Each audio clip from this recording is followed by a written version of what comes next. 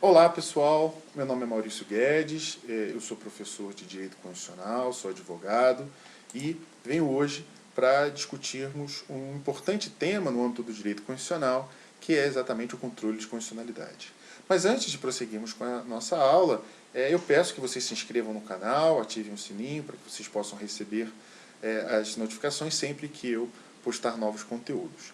E, claro, fico à disposição para sugestões, quem quiser fazer sugestões de temas no âmbito do direito constitucional ou quiser trazer questões para debatermos aqui, deixa aí embaixo aqui no comentário, com certeza vai ser um prazer. Bom, o controle de constitucionalidade é um tema essencial do direito constitucional, de uma maneira geral, mas, evidentemente, tem no Brasil uma capacidade de demanda excepcional. Nós vamos rapidamente falar hoje. O Brasil ele adota dois modelos do controle de constitucionalidade, o que faz com que a gente tenha tantas discussões e por isso tantos debates são levados, sobretudo, aos jornais e à televisão, exatamente por conta desses dois modelos que nós adotamos.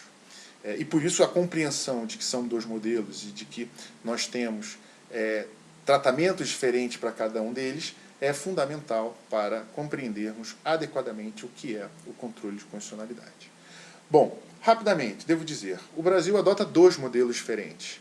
O Brasil adota o modelo que é um modelo difuso de constitucionalidade, que surge em 1803 nos Estados Unidos, no famoso caso Marbury versus Madison. Aliás, eu já fiz um vídeo em que a parte final eu falo exatamente desse caso, e no caso brasileiro, esse modelo vai ser adotado já pela Constituição de 1891. E nós vamos ter também um segundo modelo, que é o denominado modelo austríaco de constitucionalidade, o modelo de Hans Kelsen, que nós adotamos no Brasil desde a emenda constitucional número 16 de 1965. Então hoje, desde 1988, nós temos os dois modelos da forma como hoje nós o conhecemos, bem delineados na Constituição, e por isso é fundamental compreendermos o que é cada um desses modelos, até para compreendermos os efeitos desse controle em cada modelo. Bom, o modelo norte-americano ele é chamado de modelo difuso de constitucionalidade, ou em concreto, por via incidental, por via de exceção, subjetivo. Tá? São expressões que, embora não sejam tecnicamente sinônimas, mas elas querem dizer uma mesma coisa. E o que elas querem dizer? Que no modelo americano nós vamos ter uma discussão de um caso concreto em que eu tenho uma pretensão resistida, em que eu tenho uma lide, em que eu tenho partes que litigam e o objeto da ação não é o controle de constitucionalidade em si. O objeto da ação é algo que está para além do controle, mas que tem como questão prejudicial a analisar se alguma coisa é ou não constitucional. Então, vou dar um exemplo aqui, costumo dar esse exemplo para os meus alunos. Imaginem vocês que eu queira ter um cachorro, por exemplo, no meu condomínio edilício, e o síndico me diga que eu não posso ter esse cachorro na minha unidade, porque há uma previsão expressa do condomínio dizendo que isso é inconstitucional. Vejam, claro que essa questão poderia ter outros desdobramentos, mas de uma maneira muito simplista. Se eu quiser, eventualmente, ter o meu cachorro na minha própria unidade, eu vou ter que entrar com uma ação judicial e vou ter que dizer, olha, há aqui um condomínio que está me impedindo de exercer o meu direito de propriedade. E vou ter que argumentar que o objeto da minha ação, que é ter o cachorro na minha casa, no meu apartamento, pressupõe o reconhecimento da inconstitucionalidade daquela cláusula prevista no âmbito do condomínio. Então, mais uma vez, qual é o objeto da ação? O objeto da ação é eu ter o meu cachorro dentro da minha própria casa, que é diferente de se discutir no âmbito do processo se aquela cláusula é ou não constitucional. Tá bem? Então, quando a gente fala do controle difuso, nós temos que ter essa primeira referência. E uma segunda referência também importante é que esse controle difuso ele será concedido a todos os magistrados no Brasil, sejam eles juízes de primeira instância, de segunda instância, enfim, não importa, todos os magistrados no Brasil, em qualquer ação judicial em que a matéria possa vir a passar pelo controle de constitucionalidade, eles têm competência para fazer essa análise. Seja um juiz de primeira instância de uma comarca pequena de um estado brasileiro, seja o ministro do Supremo Tribunal Federal, que, no âmbito de um recurso extraordinário, que é um controle difuso de constitucionalidade, ele reconhece que uma determinada norma não deve ser aplicada.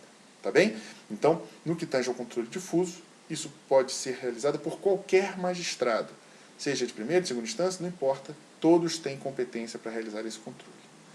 Bom, e o controle concentrado? Fazendo, então, uma análise do controle concentrado em si. O controle concentrado, como o próprio nome já diz, ele é dado como competência para determinados órgãos específicos. Tá? E no caso do Brasil, por exemplo, como nós temos uma Constituição federal, mas nós temos uma segunda instância de constituições, que são as constituições estaduais, esse controle concentrado também poderá ser realizado no âmbito estadual pelos tribunais de justiça. E aí é interessante porque quando o parâmetro de discussão for a Constituição da República, o competente para realizar esse controle concentrado será o Supremo Tribunal Federal. Quando o parâmetro for a Constituição Estadual, o órgão competente será o Tribunal de Justiça. Agora, o que vai qualificar esse controle como concentrado, abstrato, pela via direta, pela via de ação ou controle objetivo? É exatamente o fato de que, na causa em si, eu não tenho uma pretensão resistida, eu não tenho uma lide, eu não tenho um objeto que está para além do controle em si. No controle concentrado, vocês devem entender que o objeto principal da ação é exatamente a análise da constitucionalidade ou não daquela norma, daquele ato normativo. Então, quando a gente pensa no controle concentrado, nós temos que ter em mente que esse controle ele acaba se vinculando a uma análise em abstrato. O que significa dizer que o órgão competente vai analisar se aquilo que está sendo impugnado perante a Constituição é de fato ou não constitucional. Então, por isso a gente fala em controle abstrato. Vou dar um exemplo que eu também dou para os meus alunos. Imaginem vocês que um governador do Estado resolva ferir o direito que todos têm de não serem torturados. Ele cria uma espécie de tortura por intermédio de uma lei estadual. Veja, a matéria poderá ser levada ao Supremo Tribunal Federal e o Supremo terá que analisar se a lei abstratamente é ou não inconstitucional. Então eu não preciso ter aqui um caso concreto de alguém que tenha sido levado à tortura, etc. e tal. Até porque esse caso ele poderia ser objeto do controle difuso de constitucionalidade. Agora, no controle concentrado, a análise ela é uma análise genérica, uma análise objetiva, e que por isso mesmo faz com que esse controle, a matéria seja analisada sempre de maneira abstrata. Duas observações que faço aqui. No que tange ao modelo difuso, nós vamos perceber que a gente pode ter qualquer objeto sendo questionado e violando eventualmente a Constituição. Então eu posso ter uma cláusula de um condomínio edilício, eu posso ter uma cláusula contratual que é inconstitucional, eu posso ter uma lei, um ato normativo, um ato jurídico, não importa. No que tange ao objeto e no modelo difuso, eu tenho uma amplitude, eu tenho a possibilidade de ter muitas questões sendo levadas para a análise do Poder Judiciário. Agora, quando o controle ele é concentrado, aí nós precisaríamos ver e ler cada uma das leis, e é o que estabelece a própria Constituição sobre isso. Depois, quem tiver interesse, leia lá o artigo 103, vocês já terão ali alguns itens importantes. Depois, o próprio artigo 102, quando fala da competência do Supremo Tribunal Federal também, e lá nos incisos 1, a linha A, por exemplo, vocês verão que ali você tem os objetos que podem ser impugnáveis pelo controle concentrado de constitucionalidade. E para terminarmos essa rápida aula, na verdade apenas uma tentativa de dar luzes aí, para quem tiver em dúvidas sobre esse ponto, nós temos que ter em mente que cada um desses dois controles ele gerará uma consequência, ou gerará efeitos específicos, o que significa dizer que quando eu faço análise do controle de constitucionalidade, eu preciso saber qual é o modelo para saber quais serão as consequências advindas da decisão dada em um caso, em um processo concreto. Então, vamos imaginar que a gente esteja falando do controle difuso de constitucionalidade, o controle concreto. Nesse caso, as decisões proferidas, elas terão um caráter apenas inter partes, o que significa dizer que elas vincularão apenas as partes do processo. Então, se eu tenho, por exemplo, reconhecimento de uma ação em que eu pretendo uma exclusão tributária, em que eu proponho contra um ente federativo, se o controle for difuso de constitucionalidade, apenas eu e este ente federativo é que estaremos vinculados com aquela decisão. Então, esse ente federativo poderá realizar tributações, normalmente de outros administrados, outros contribuintes, exatamente porque não há aqui nenhum tipo de restrição. E uma segunda característica do controle difuso é o fato de que ele é não vinculativo, a decisão não é vinculativa, nem quando ela é dada pelo Supremo Tribunal Federal. Então, se o Supremo Tribunal Federal, no âmbito do controle difuso de constitucionalidade, ele reconhece a inconstitucionalidade de uma lei, isso não obriga nenhum juiz ou nenhum outro magistrado no Brasil a seguir aquela decisão. Bem diferente é o caso do modelo do controle concentrado, em que nós vamos ter o efeito erga omnes como uma primeira característica. O que isso significa? Aquela decisão ela vai ser estendida e vai ter efeitos para todos.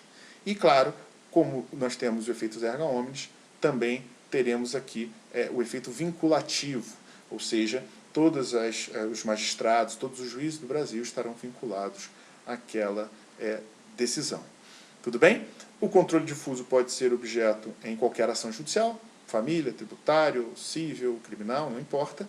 É sempre possível no controle concreto de constitucionalidade eu ter um argumento que possa gerar o reconhecimento da inconstitucionalidade de uma lei, ou de um ato normativo, ou de um ato jurídico, enquanto no modelo austríaco eu terei alguns tipos específicos de ações previstas na Constituição e que, por isso mesmo, recebem, em um segundo momento, tratamento da legislação infraconstitucional.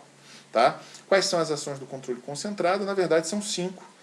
Ação direta de inconstitucionalidade, ADI, a ação declaratória de constitucionalidade, ADC, a ação declaratória de inconstitucionalidade por interventiva, que são as hipóteses de intervenção federal, ADI, e a ação direta de inconstitucionalidade por omissão, ADIO, que é quando eu tenho a inconstitucionalidade decorrente de uma omissão. E há uma última ação ainda, que é a ADPF, Arguição de Descumprimento de Preceito Fundamental, que é uma ação que também possui uma legislação específica e que é reconhecida como uma ação desse controle concentrado de constitucionalidade. Eu coloquei aí uma última ação, que é a representação de inconstitucionalidade, que na verdade nada mais é do que estas ações no âmbito estadual. O entendimento majoritário que prevalece hoje é de que essas ações elas podem ser levadas para o âmbito estadual e por isso os estados podem criar as suas próprias ações a partir daquilo que estabelece a Constituição da República. Como a Constituição da República, quando fala dessa ação no âmbito estadual, ela chama de representação de inconstitucionalidade, então eu trouxe também essa ideia de representação de inconstitucionalidade como o termo utilizado pela Constituição para o controle no âmbito estadual. Mas o que hoje é majoritário na doutrina é que as constituições estaduais podem criar a ADI estadual, a ADC estadual, a ADI estadual, enfim, tudo isso claro, sendo objeto, aí sim, de uma regulamentação no âmbito estadual, desde que não viole aquilo que está previsto na Constituição da República. Tá bom, pessoal? Então é isso, eu vou parando por aqui, espero que tenham curtido. Esse tema, evidentemente, ele é um tema que acaba sendo em sala de aula abordado em um tempo muito maior, mas eu espero que esse resumo possa contribuir aí para o estudo de vocês. Se vocês gostaram, cliquem aqui, um joinha, inscrevam-se no canal, vai ser sempre um prazer poder tê-los aqui comigo, tá bem? Fiquem com Deus, um grande abraço.